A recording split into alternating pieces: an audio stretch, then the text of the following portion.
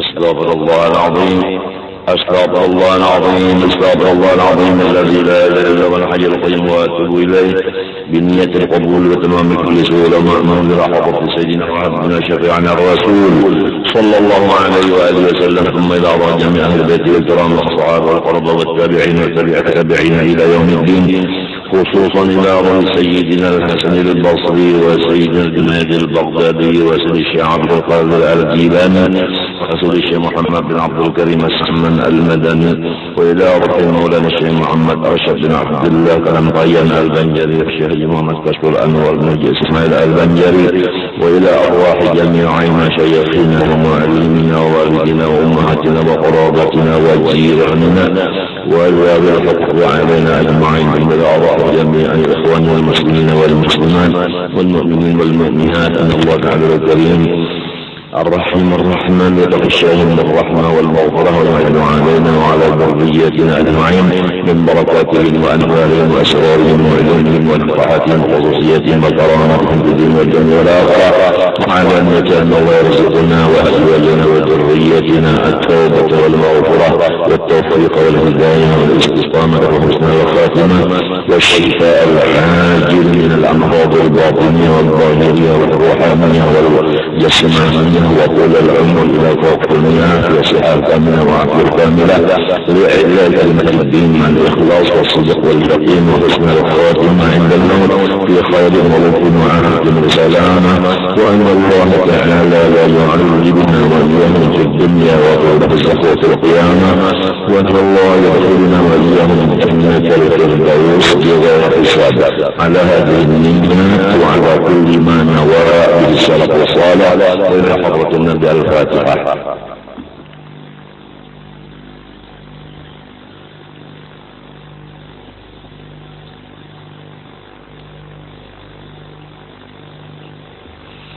أعوذ بالله من الشيطان الرجيم، بسم الله الرحمن الرحيم، الحمد لله رب العالمين، اللهم صل وسلم وبارك على سيدنا محمد الأمين وعلى آله وصحبه إلى يوم الدين، أما بعد، سبحانك لا علم لنا إلا ما علمتنا إنك أنت العليم الحكيم، ولا حول ولا قوة إلا بالله العلي العظيم العزيز العليم، لدى كل حق كتب ويكتب أبد الآبدين ودار الداهرين، رضي الله عني وعنكم وعن جميع المسلمين. وقال رضي الله عنه، pertama-tama mari kita semua bersama-sama membaca Alhamdulillah. Dari karena kita sampai pada hari ini masih diberi Allah Ta'ala kesempatan untuk memperbaiki diri kita. Tinggal beberapa hari lagi kita akan menemui malam nisfu Sya'ban yang insya Allah Ta'ala jatuh pada malam Sabtu di hadapan ini. Maka diriwayatkan daripada beberapa hadis dan perkataan sahabat menyatakan bahwa pada malam nisfu Sya'ban Allah Subhanahu wa Ta'ala memutuskan tiap-tiap ajal dan perbuatan dan rezeki masing-masing hamba Allah. Jadi pada malam itu buku nasib masing-masing kita ini tulisannya diserahkan kepada malaikat yang diwakili melaksanakan, menjalankan apa yang sudah tertulis itu dan tidak bisa dirubah lagi. Nasib satahunan, baik ajal atau umur maupun pekerjaan maupun rezeki sampai nisfunang akan datangnya.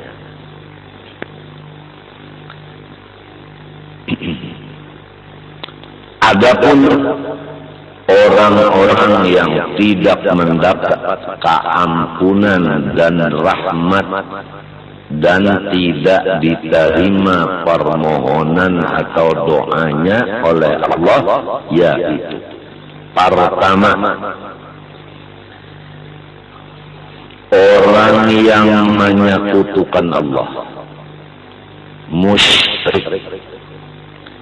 Nomor 2, orang yang bermusuh-musuhan sesama Islam. Nomor 3, orang yang mengambil pajak. Nomor 4, orang yang membunuh manusia. Nomor 5, orang yang memutuskan silaturahim. Nomor 6, orang yang melebihi panjang pakaian di bawah bahiritan dengan niat bersombong. Nomor 7, orang yang mengakali perzinahan. Nomor 8, orang yang mengakali minuman-minuman yang diharamkan. Nomor 9, orang yang adu wasah. Nomor 10, orang yang mengupat akan orang lain. Nomor 11, orang yang mengerjakan riba atau memakannya, atau memberi makan, atau jadi sekretarisnya. Nomor berapa tadi sudah ingat lagi nah. Pertama, orang menyekutukan Allah. 2, orang yang bermusuh-musuhan. 3, orang yang mengambil pajak. 4, membunuh. 5, memutuskan rahim. 6, memakai pakaian yang lebih di bawah dari buku lari dengan niat bersombong-sombong. Nomor 7, mengakali perzinahan. Nomor 8, mengakali minuman keras. Nomor 9, orang yang adu wasah. Nomor 10, orang yang mengupat akan orang. Nomor 11, orang yang memakan riba. Nomor 12, orang yang melukis binatang yang hidup, artinya lukisan seluruh badannya. Minta. Nomor 13, orang yang durhaka kepada 2 ibu bapak. Nomor 14, orang yang khianat di dalam usahanya. Nomor 15, orang yang keluar dari ahli sunnah wal jamaah atau orang ahli bid'ah. Nomor 16, orang yang nomor 16, orang yang memarahi dengan seorang dari sahabat Rasulullah Sallallahu Alaihi Wasallam. Maka semua itu tidak mendapat keampunan, tidak dapat rahmat, tidak dikabulkan doanya di malam itu, terkecuali dia illa an yatanassala min dambi, kecuali dia melepaskan dirinya dari dosa-dosanya yang di atas tadi. Itu 16 kata. 16 kata. Nah, nomor 17, dukun. Nomor 18, tukang sihir. Jadi 18 ini dikumpulkan dari beberapa hadis dan dari beberapa perkataan sahabat, orang yang lepas dari keampunan dan rahmat dan kabul doanya dan diterima ibadahnya pada malam Selasa bantu lepas. Kecuali lebih dahulu sebelum malam itu terjadi, dia sudah bertaubat dari dosa masing-masing itu dan tidak lagi mengulanginya. Itulah yang pertama dulu disampaikan. Kemudian pada malam itu kita disuruh beribadah. Nah, pertama sembahyang maghrib berjamaah. Yang kedua berniat sebelum membaca Yasin. Kemudian berdoa. Niat pertama, kemudian baca Yasin pertama, kemudian doa pertama. Kemudian demikianlah diulang-ulang 3 kali. Selesai, lalu sholat isya berjamaah. Lalu kalau bisa berjamaah bagus. Kalau kadang masing-masing sholat tasbih 4 rakaat. Kemudian membaca tasbih Nabi Allah Yunus, la ilaha illa anta subhanaka inni kuntu minadh dhalimin, 1275 kali. 1275 kali. La ilaha illa anta subhanaka inni kuntu minadh dhalimin. 1275 kali.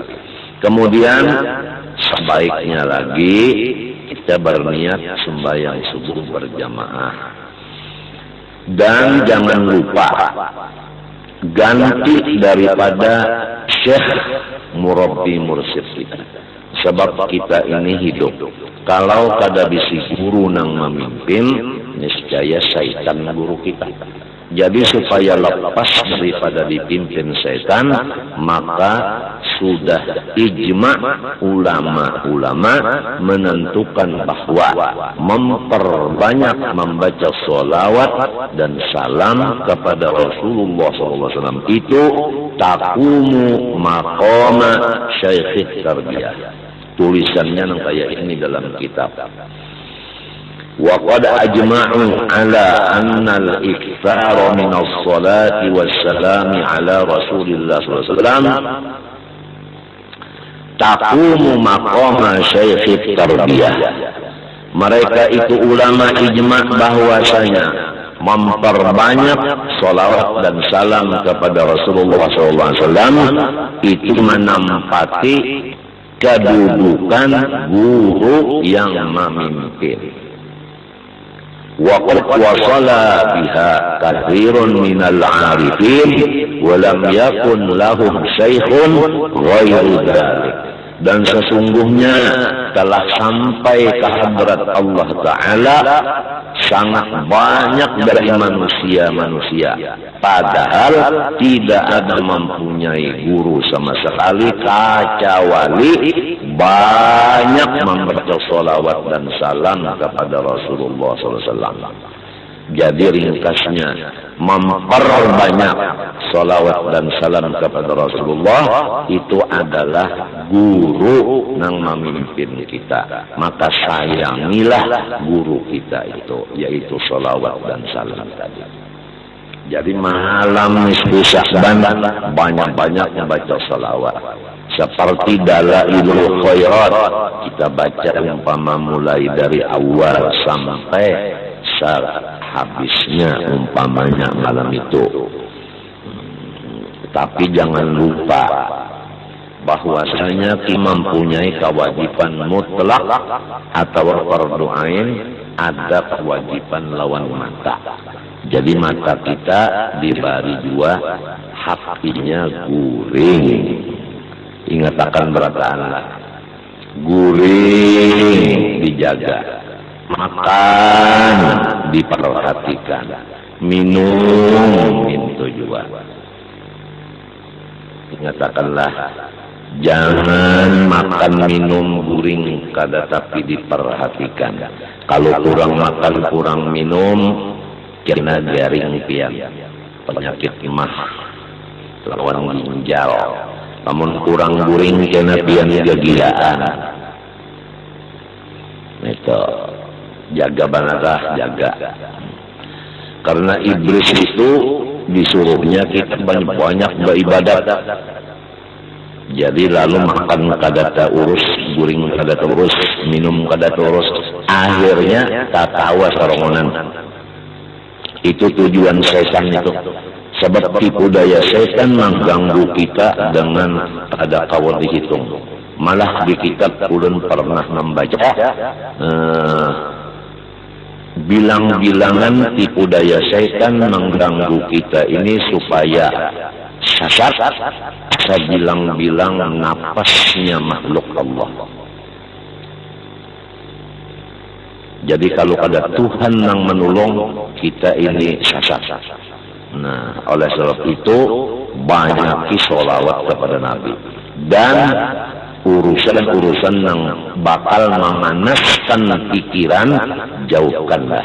Sebab apabila panas itu adalah setan. Sebab setan itu api itu kadang-kadang dingin, semuanya panas. Jadi kurang guring, jadinya panas. Kurang makan, kurang minum, jadinya panas. Nah itu. Kemudian nang sebutin pulang pasarnya. Jangan sakit hati. Lamun sakit hati, baik sakit beranak daripada sakit hati. Nah, apabila sakit hati, bahayanya kegilaan juga, karena lalu lamunnya kegilaan, gara-gara umpat mengaji di sekumpul jadi gila. Padahal kadanya itu pang. Nang jadi ruinya napa kata utang ka banyak. Bini ka kada masih sakit hati. Atau orang tadi anu guring kurang benar, makan minum kurang benar. Nah itu. Lalu tina balain pada orang banyak. Nah itu jadi dijaga benar itu. Itu nang anunya pentingnya aja nang pentingnya sholawat banyak kemudian nang menyebabkan panas itu dijauhi. Nah, seperti kurang makan, kurang minum, kurang guring, dan jangan sakit hati. Nang 18 perkara tadi, kalau kita takkan misalnya durhaka lawan ibu bapak, atau ada tapaut sesama kita, ya kah? Kada baakuran. Nah, sebelum malam itu kita baakuran bahabisan dulu, babo berasih dulu. Kalau misalnya guru usuk, misalnya lawan guru masdar, lawan guru anang antung, tabalujur ditakdirakan misalnya bemadu. Jadi nang bertiga itu baakuran, bemadu nih baakuran. Lamun madu telah timbulnya di wanyi itu nya bakal rubutnya bisa buah rumah bakal rubut aja nih wanyi itu. Jadi lamun wanyinya bakal rubut kenapa madunya kada mau?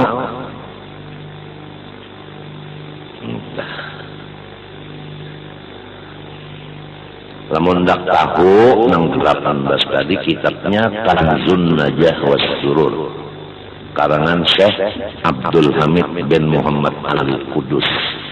Ulun dibari langsung dengan tangan Sayyid Amin Qutbi kitab itu. Jadi 18 perkara tadi kurang nang kada mendapat rahmat, kada mendapat keampunan, dan kada diterima doanya di malam itu.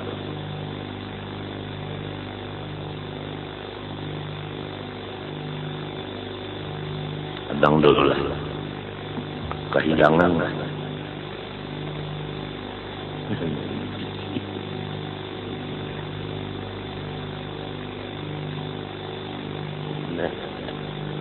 Dapat pun.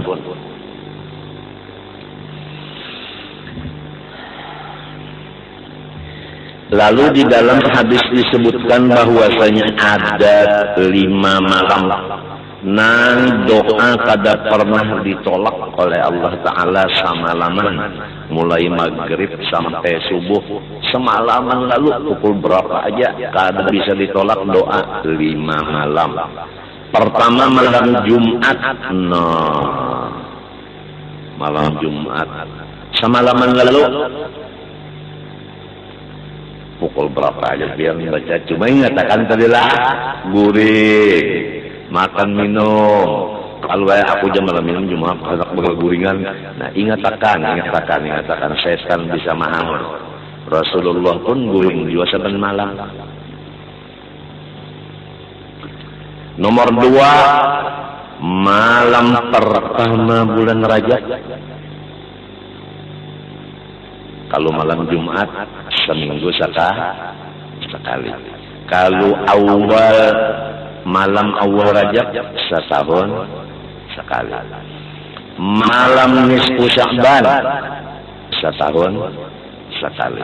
Malam Lailatul Qadar setahun sekali juga. Malam hari raya Fitrah setahun sekali. Malam hari raya Korban setahun sekali juga. 5. Matinya malam hari raya itu rajin semalaman berdoa aja. Kada ada orang malam hari raya nang bata tembakan. Bujur kada.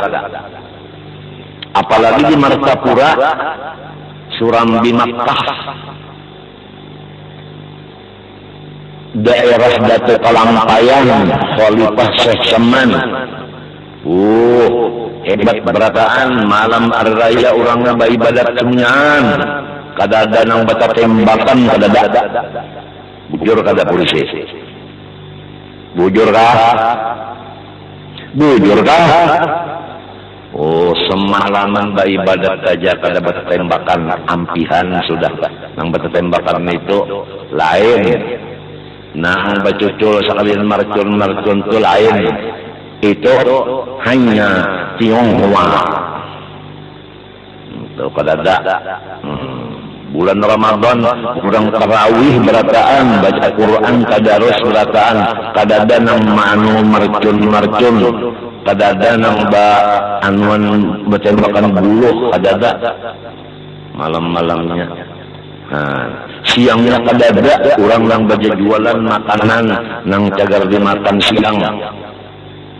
Warung-warung tutup semuanya. Bujur kada ada. Apalagi di Martapura tak gunakan kepala pasar. Kada ada orang berjualan. Ulun kalau bisa juga melihat orang berjualan sebab ulun dalam kamar aja. Gitu. Doa yang paling bagus benar diamalkan yaitu nang Nabi ditakuni Siti Aisyah. Ujar Siti Aisyah, ya Rasulullah, lajari panggulun doana menjaga Lailatul Qadar. Kada gampangan. Nabi memberi bini sidin izin dari Allah, wahyu dari Allah, yaitu banyak-banyak membaca Allahumma innaka afuwun karimun tuhibbul afwa fa'fu anni. Allahumma innaka afuwun karimun tuhibbul afwa fa'fu anni. Allahumma ya Tuhanku ya Allah, innaka afuwun, sebenarnya pian ini sangat pemaaf, karimun, sangat pamurah, tuhibbul afwa, cinta memberi maaf, fa'fu anni, maafkanlah segala dosa dan kesalahan hamba. Banyak-banyak membaca itu, apalagi waktu menjaga Lailatul Qadar. Nang biasanya Lailatul Qadar itu menurut beberapa hadis yaitu di malam ganjil sesudah 20 Ramadan. Ya rajin orang ke 21, 23, 25, 27, 29, lalu banyak benar orang rajin apa? Bersembahyangan hajat, sembahyang tasbih dan lain-lain ibadah. dan terutama lagi rajin pukul 2 malam memulainya. Kenapa? Karena mulai pukul 2 sampai subuh ngarannya sulusul lailil akhir, sepertiga malam nang di panghabisan. Maka saban malam bukan hanya Lailatul Qadar aja, apabila mulai pukul 2 sampai subuh maka doa dikabulkan di sana. Nah itulah artinya di antara artinya sedikit artinya pembicaraan bidang agama nang ada kaitannya dengan malam nisfu Sya'ban. Kemudian kita menyambung kitab nang dibaca ini. Qala rahimahullahu ta'ala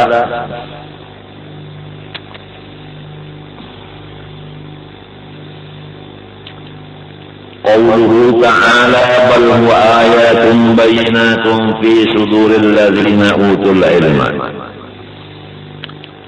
Bahwa tetapi adalah Quran alladzi ji'ta bihi yang engkau Muhammad membawanya. Ayatun adalah bukti-bukti dari Allah. Bayinatun yang menyatakan. Jadi Al-Quran yang dibawa Nabi itu baik hurufnya, barisnya, dan maknanya semua itu adalah tanda bukti yang nyata atas Allah. Jadi barang siapa melihat atau membaca atau mendengar Al-Quran, semestinya dia melihat Allah dengan imannya, dengan musyahadahnya, dengan hatinya. Karena Al-Quran itu ayatun bayyinah. Di mana Quran yang dibawa Nabi itu andaknya fi suduril ladzina utul ilma, berada di dalam dada-dada orang-orang yang diberi Tuhan ilmu. Artinya orang-orang yang ulama hafal akan Quran itu. Apa rasanya?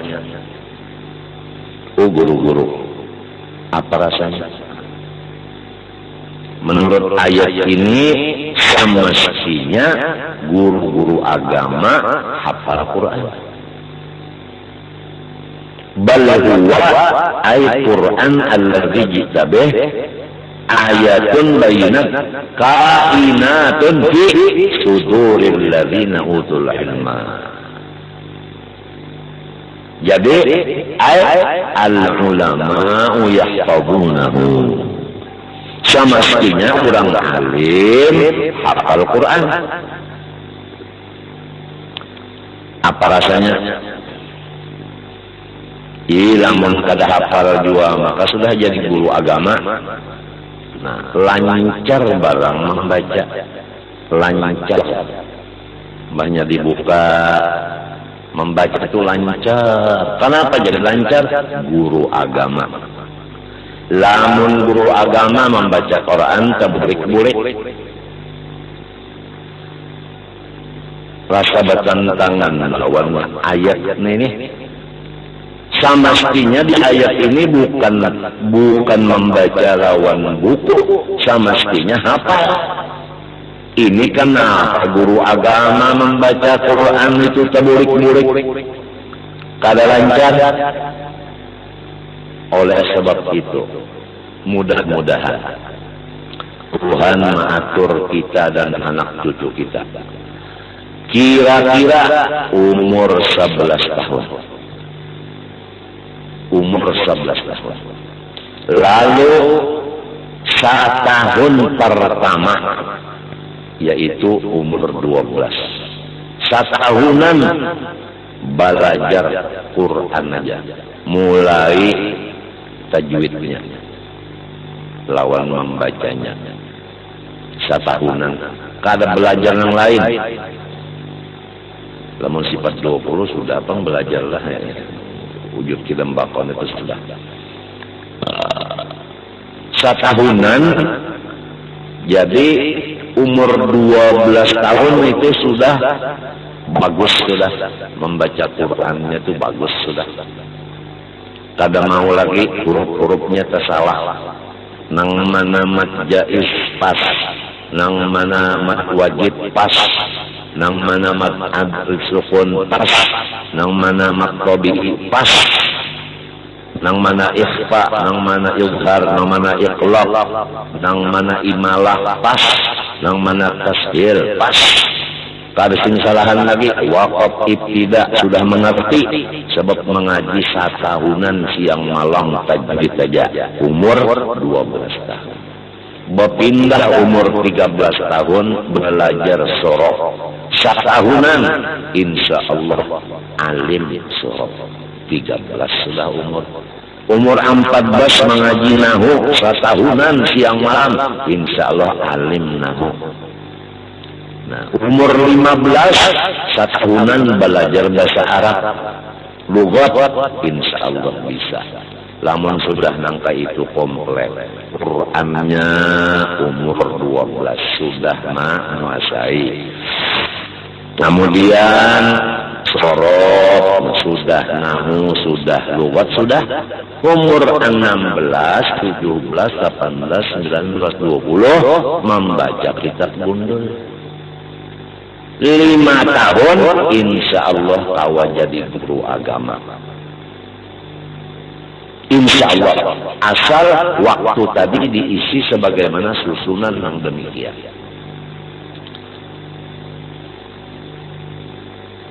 Jadi setahunan itu jangan bercampur pak nang 4 buting, 3 buting, jangan sehari semalaman tuh sebuting aja. Ya kata tajwid saja. Nah ini kena penyakitnya dulak. Si anak nang umur 11 tahun itu dulak. Artinya sambil digamati supaya jangan dulak. Tapi insya Allah apabila memang tulisannya kurang itu jagar alim, sifat dulak itu hilang. Kada dulak, tinggal apa? Tinggal lagi pangarahan dari orang tuanya. Lamun orang tuanya mengarahkan ke situ, insya Allah. Gurunya ada, guru Quran tajwid ada, guru sorof ada, guru nahu ada, guru bahasa Arab ada, guru nang lain-lainnya, kitab nang lain-lainnya ada. Kitabnya bang, sebahagian ada di sini, sebahagian kada ada. Nah itu mudah-mudahan artinya generasi yang akan datang insya Allah kembali kepada menjadi nang kuat agama.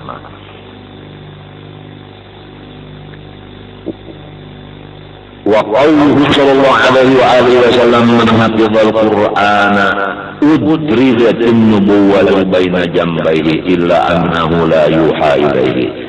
Siapa-siapa yang dihafal ia akan Quran niscaya dimasukkan pangkat kenabian di antara dua lambungnya.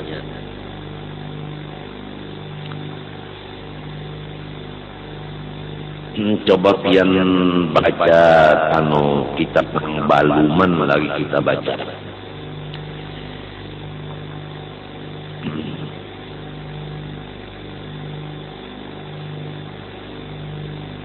Adakah kitab ini yang sama yang cetakan saya yang hijau teman-teman? Kitab penuh hijau, cetakan hijau. Ya sebentar lah dulu. Menghina-hina dulu. Ini hubungan kepada hadis ini. Barang siapa hafal ia akan Quran, niscaya dimasukkan oleh Allah akan pangkat kenabian itu di antara dua lambungnya. Jadi pangkat kenabian itu ada di antara dua lambung. Kan kalau Biasa pangkat itu umpamanya di bahu bintang ya kan, ada 1, 2, 3, 4.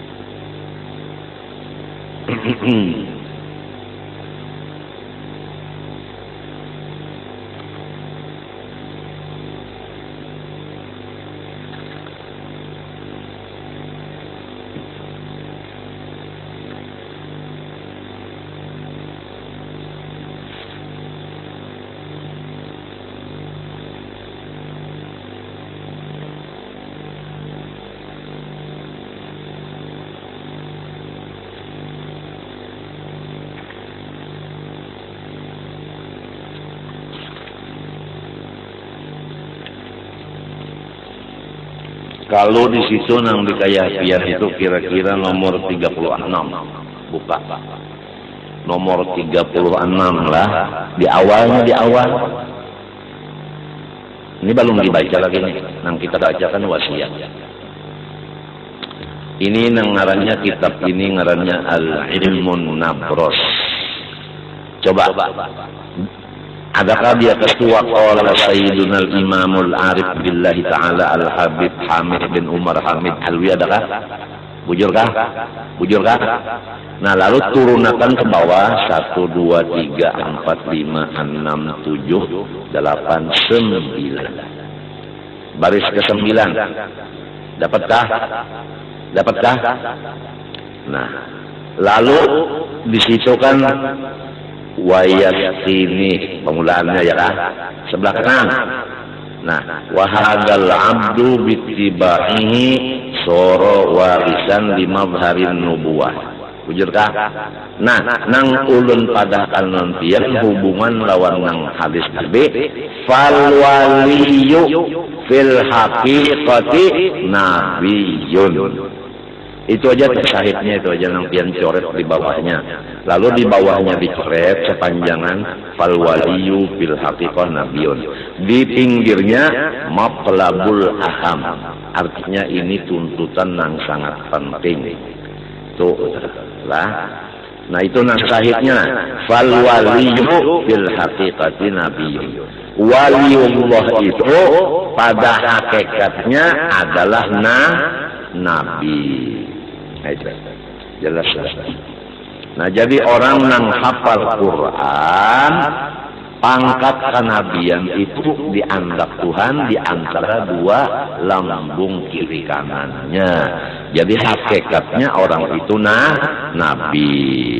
Bila tetapi lainnya annahu bahwa orang yang hafal Quran itu la yuha ilaihi, tidak lagi turun wahyu kepadanya. Nang ada di dalam dadanya itu wahyu, nang kada bertambah lagi. Seadanya Quran itu, masa Quran ditambah-tambah lagi?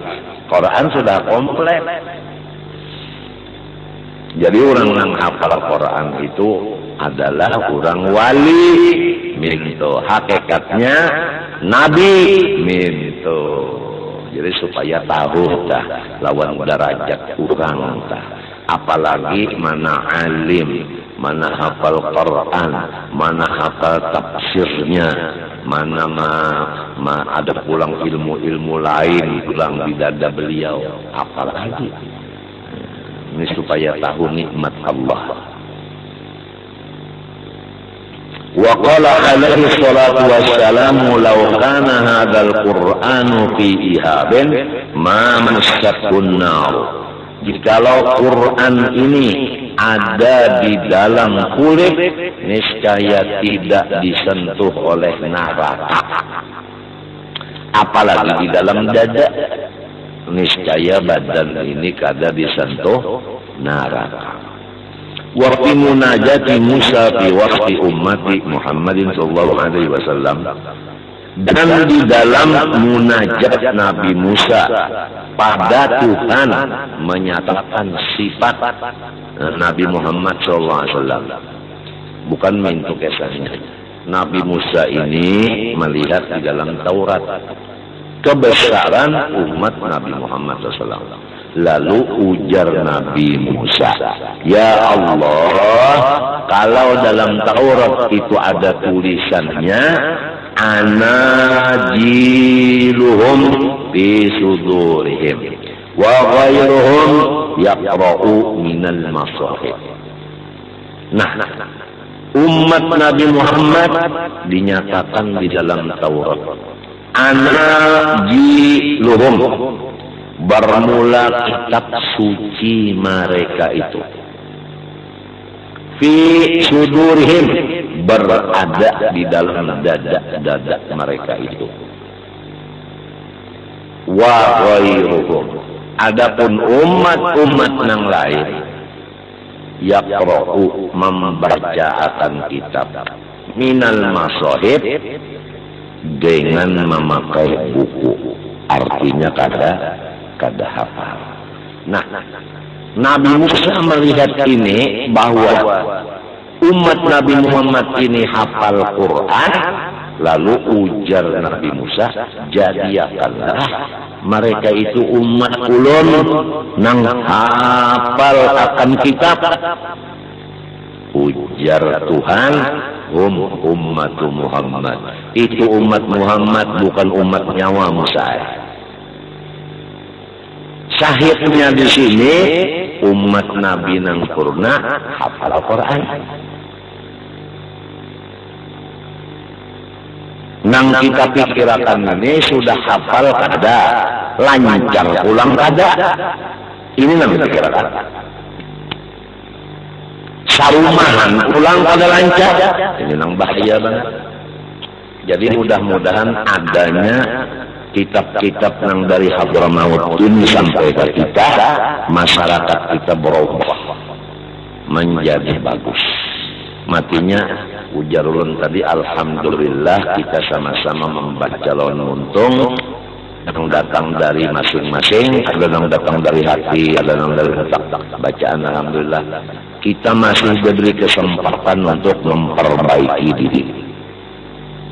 Nang kada hafal Quran, mudah-mudahan hafal. Nang sudah hafal, jangan hilang hafalannya. Nang kada bisa membaca, mudahan belajar. Nang sudah bisa, mudahan lancar. Itu Pak. Nya belajar dulu, mbah belajar melancari dulu, mbah melancari hanya mahafal. Libah mahafal hanya memburi di hafalan itu. وقال الإمام الشافعي رضي الله عنه لو تصدق إنسان بصدقة للقراء صرفت إلى الحفاظ. Ujar Imam Syafi'i radhiyallahu anhu, jikalau bersedekah seseorang dengan satu sedekah yang ditujukan kepada qurra, maka wajib diserahkan kepada sang hafal Quran. Jadi lamun qurra, arti qurra itu orang hafal Quran. Jadi arti qori, orangnya hafal Quran. Sebab ujar Imam Syafi'i, apabila orang bersedekah diserahkan kepada qurra, wajib diserahkan kepada yang hafal Quran. Walau tasaddaqa bi sadaqatin li aqalin nas surifat ila